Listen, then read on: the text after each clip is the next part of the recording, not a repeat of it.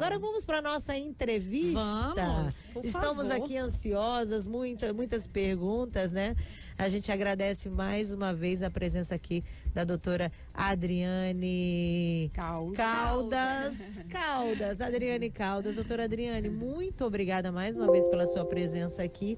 E aí a gente já traz um assunto que realmente interessa a todo mundo. Eu e Fernandinha, a gente antes de começar o programa, a gente já estava aqui tricotando realmente sobre esse assunto. Tirando dúvidas, porque né? muita gente diagnostica onde está, né? Porque a pessoa é irritadinha, isso aí é bipolar, borderline, não, isso não é bipolaridade, é borderline. A gente vai soltando essas nomenclaturas como se entendesse. E aqui a especialista é a doutora Adriane Caldas. Qual é a principal diferença desses dois transtornos? Eu posso chamar de transtornos, não é? Primeiramente, bom dia a todos. Bom dia a todos os ouvintes. É um prazer estar aqui. E para a gente falar, realmente é muito difícil. Tem muita gente hoje falando sobre borderline, que é bipolar. É uma confusão muito grande.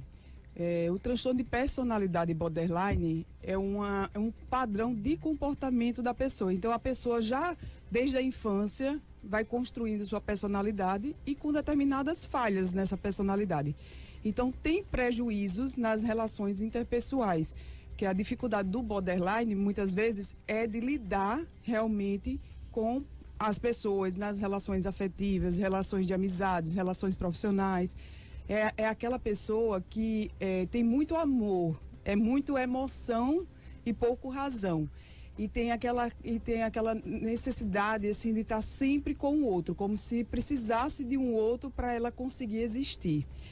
Dá uma sensação assim de abandono, como se ela sentisse assim, um vazio muito grande dentro dela, né? E ela não conseguisse ter a própria identidade dela.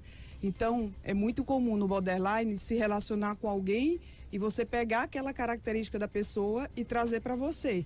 Porque como você não tem uma personalidade, uma identidade muito bem definida, você vai construindo a partir dessas relações. Mas aí existe também as dificuldades de lidar com a contrariedade, né? Com o não. Então o borderline, quando ele é frustrado, né, sai de baixo. Fica agressivo, tem aquele borderline que é mais do tipo explosivo, quebra coisa, quebra objetos, né? E tem aquele que é mais implosivo, né? Vai guardando aquilo, mas aí também consome ele, né? E ele vai entrando muitas vezes no quadro depressivo, no quadro ansioso. Então, o borderline é isso, é como se fosse um jeito de um funcionamento da pessoa.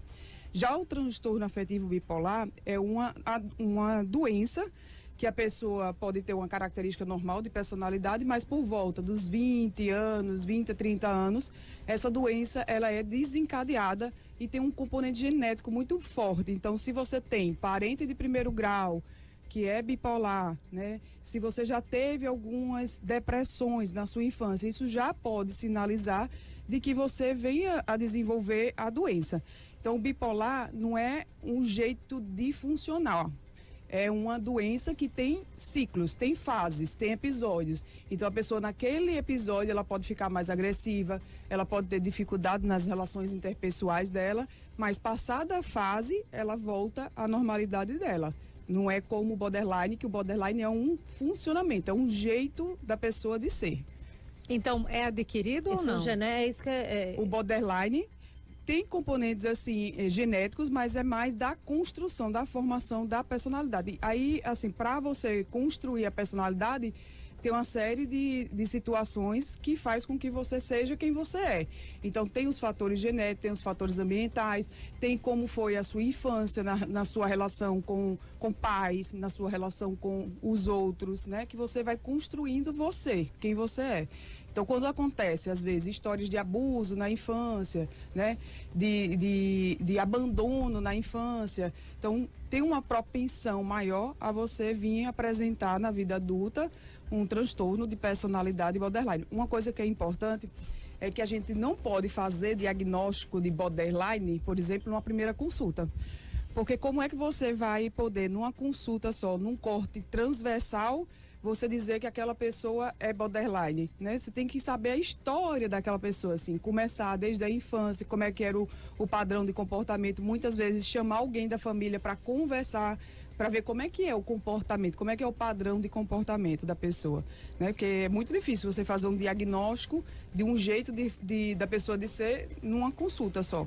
Então, é importante isso, né? De realmente... E já o bipolar, se tiver numa fase, né? Você já consegue identificar na consulta mesmo. No caso do bipolar é genético.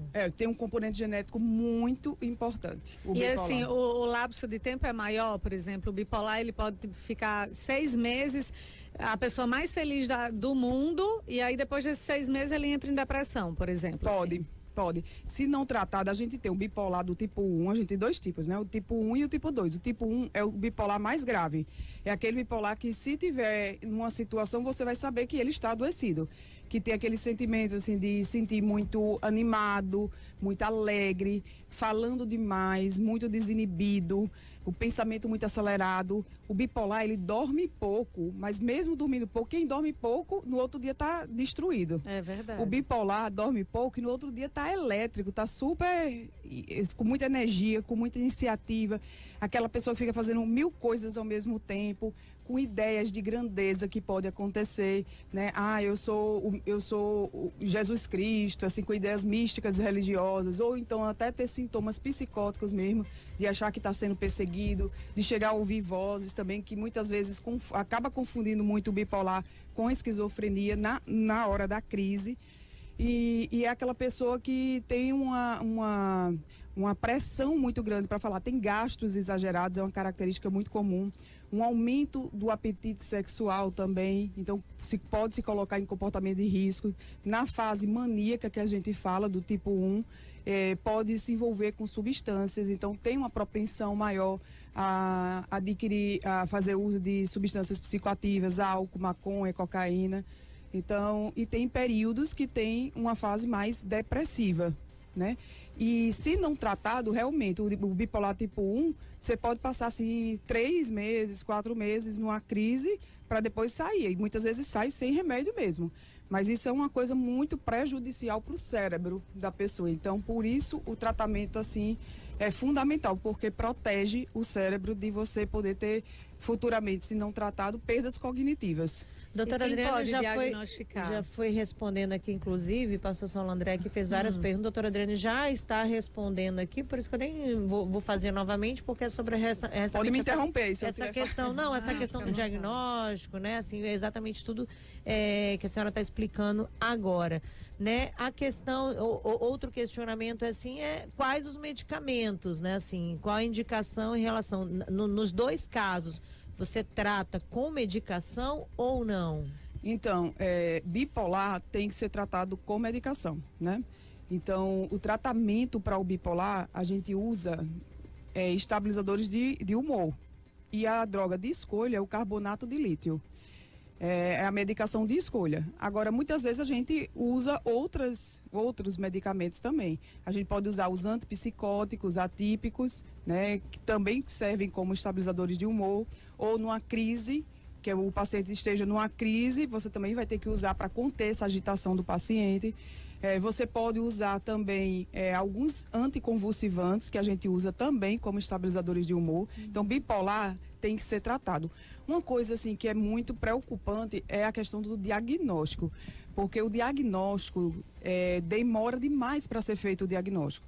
Para vocês terem uma ideia, o bipolar do tipo 1, que é o mais grave, que é gritante, assim, se você vir, você vai saber que a pessoa está adoecida, você demora em cerca de 10 anos para você fazer o diagnóstico. Nossa, é isso mesmo. E o bipolar do tipo 2, que é a fase assim, que é mais leve, os sintomas são mais leves, você demora cerca de 13 a 15 anos para fazer o diagnóstico. Então, isso aqui que eu estou falando, né, é uma missão de vida, porque a gente tem que trazer essas informações e as pessoas têm que buscar ajuda. Eu acho que a questão na internet, né, de meios de as pessoas terem mais informações sobre isso, facilita muito para que aquelas pessoas, identificando que pode ter alguma coisa, buscar ajuda de um profissional. Quem faz o diagnóstico é o psiquiatra, né? Porque é o médico mais capacitado para isso. Bipolar não é um transtorno que é de fácil manejo, então realmente tem que ser com especialista. Não dá para o clínico tratar um paciente bipolar, só se o paciente bipolar estiver muito estável mesmo, mas tem que realmente ser com um especialista. E o transtorno de personalidade borderline, a base do tratamento é terapia, né? Não é uso de medicamentos, mas muitas vezes a gente vai precisar lançar mão, sim, de medicamentos, porque o transtorno de personalidade borderline muitas vezes evolui para... Tem muitos quadros depressivos, tem muitos quadros de ansiedade, né? Tem muita instabilidade emocional, muitas oscilações de humor, por isso que se assemelha com o bipolar. Então a gente usa muitos estabilizadores de humor, mas assim, pontualmente, você realmente amadurecer esse seu aspecto emocional. E normalmente o borderline ele tende a se resolver, o transtorno tende a se resolver com a maturidade emocional. Então, com a idade, tende a se resolver. Né? Eu costumo dizer assim para os pacientes, é como se você tem uma idade cronológica, mas sua idade emocional está atrasada, está defasada em relação à sua idade cronológica. Então, a terapia vai fazendo com que você consiga equilibrar a sua idade emocional, a sua idade cronológica. Eu acho ótimo que o rádio vai se responsabilizando, cumprindo a missão responsável de informar as pessoas essa diferença e principalmente informá-las do autocuidado que elas podem ter na hora que elas se assemelham com alguma dessas características e elas precisam procurar ajuda, né, do psiquiatra, e é realmente o profissional indicado. Agora me diga uma coisa, é possível a pessoa ter as duas coisas ao mesmo tempo? É possível e é muito frequente, é muito comum. Cerca de mais de 50% tem comorbidades, né? Que é um outro transtorno. E o bipolar não só com o transtorno de personalidade borderline, tem com transtorno de déficit de atenção e hiperatividade, tem com ansiedade, tem com o uso de substâncias psicoativas pela impulsividade, entendeu? Então é muito comum. E aí é uma coisa que até eu trabalho no hospital universitário e eu faço supervisão com os residentes e eu costumo dizer, os residentes, esse paciente tem um transtorno de personalidade. Eu fiz, investigue direitinho, porque a gente está vendo só assim, às vezes, as características de personalidade, mas de repente ele pode também ter associado um transtorno de humor, um transtorno afetivo bipolar, às vezes do tipo 2, que é mais leve, com a personalidade, e aí você fixa muito só no transtorno de personalidade e você não vê que tem um transtorno de humor por trás também. Então é importantíssimo, né, você poder também olhar para isso, não ficar só focado na personalidade, porque você pode ter as duas coisas. Você tem um jeito de funcionar e você tem uma doença, que é o transtorno afetivo bipolar. E eu digo uma coisa, viu, André, desculpe, não se furtem desse tratamento, porque deve ser muito cansativo para quem tem esse transtorno. Imagina, é difícil para quem convive com essas pessoas que têm essa oscilação intensa, mas para quem está sentindo isso, deve ser horrível, enfadonho, cansativo. Essa irritabilidade não é por acaso. Então não se furte, porque as pessoas ainda têm um pouquinho de preconceito. Eu estou sendo generosa. Pouquinho, pelo amor de Deus, muito generosa. Então, tomar remédio para você ficar bem e poder se relacionar com qualidade, isso realmente não tem preço. Jean, tem pergunta, Jean, aí no nosso WhatsApp, né? Tem sim, uma pergunta aqui do amigo Souza de Nova Cidade. Ele pergunta, doutora, se uma pessoa ansiosa demais é também uma pessoa depressiva? Não necessariamente, mas pode evoluir para um quadro depressivo. É muito comum você iniciar com ansiedade e aí a ansiedade não tratada, você pode romper essa barreira, esse limite e você vir a deprimir. É possível sim. Aí a gente traz outro questionamento. O que é mais grave, bipolar ou borderline? Aí é difícil assim responder, porque assim os transtornos é quando atrapalha a sua vida, né? Então todos os dois transtornos atrapalham a sua vida de uma certa forma. Agora, o transtorno afetivo bipolar, quando tratado e tem medicamento para isso e você estabilizado, você tem uma vida normal, né? Como uma pessoa normal. Agora, você entrando nas fases é que vai atrapalhar a sua vida. Então, por isso que é importantíssimo, né? Buscar ajuda. Eu vejo isso frequentemente assim na minha prática clínica. A dificuldade que a gente tem das pessoas poderem aceitar também, né? Não é fácil. Quem se relaciona com essas pessoas e querem dar essa sugestão, e a pessoa tem que aceitar que pode ter esse problema para poder resolver. Porque é muito estigmatizado, né? Os transtornos mentais. Então, assim, bipolar, não, doutora, eu não sou doida. E aí não é isso, né? É melhor, e eu trabalho sempre com os pacientes.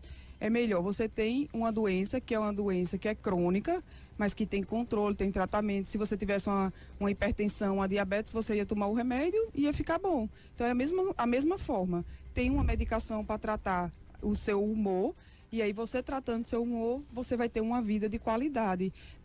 Atrapalha demais quando você tem o transtorno afetivo bipolar e você não é tratado, né? Você muitas vezes muda de emprego, você termina casamento, relacionamentos, briga com as pessoas e as pessoas não entendem que isso não é por ela, né? É uma doença, é um adoecimento mesmo.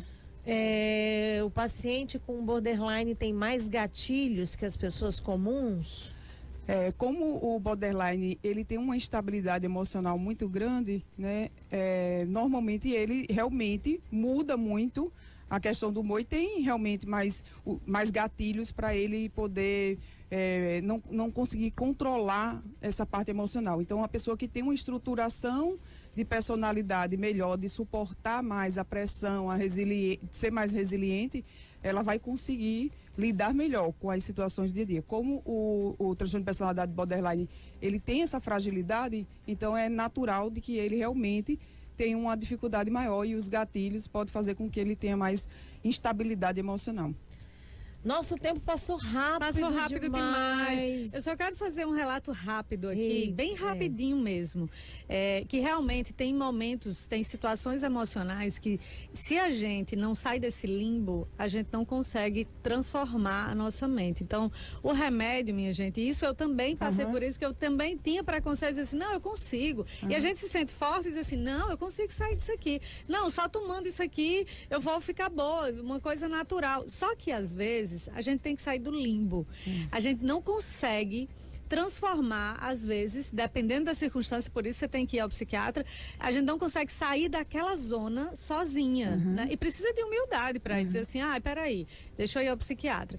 Com o remédio, eu consegui ter uma racionalidade que eu disse, nossa, eu tô conseguindo ver isso com mais clareza, sabe? É como se a emoção não estivesse turvando o meu discernimento. Então, o remédio, gente, não é uma coisa para a vida toda, não necessariamente. Aqui a gente está falando sobre 2 transtornos, mas ele pode realmente te tirar de um lugar que você acha que não tem possibilidade, né, de ver a solução. Agora, lembrando que precisa ser, você não pode se automedicar. Não, né? Não, de jeito também, né? Eu acho que vou tomar. Então, assim, isso precisa ser colocado, né? Busquem ajuda, assim, bipolar tem que ser diagnosticado muito mais precoce, a gente não tem que perder esse tempo todo para dar o diagnóstico e a pessoa tem tanto prejuízo na vida dela, né? Perder 10 anos da vida, 13 anos é muita coisa, então vamos reduzir isso aí com informações e busca de ajuda. E busquem ajuda sem preconceito. Vamos acabar com esse estigma, esse tabu de buscar ajuda de um profissional especializado que é o psiquiatra. É verdade. Muito obrigada, doutora Adriane, mais uma vez aqui esclarecendo e tirando nossas dúvidas. O tempo passa voando. Como é que te encontra nas redes sociais?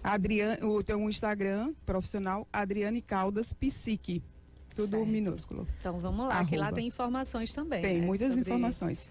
Encerramos, tem a frase do dia. A gente não pode esquecer, né, que a nossa mente é a locomotiva da felicidade e é mesmo, né, a gente com a cabeça boa, a gente consegue tudo que a gente quiser.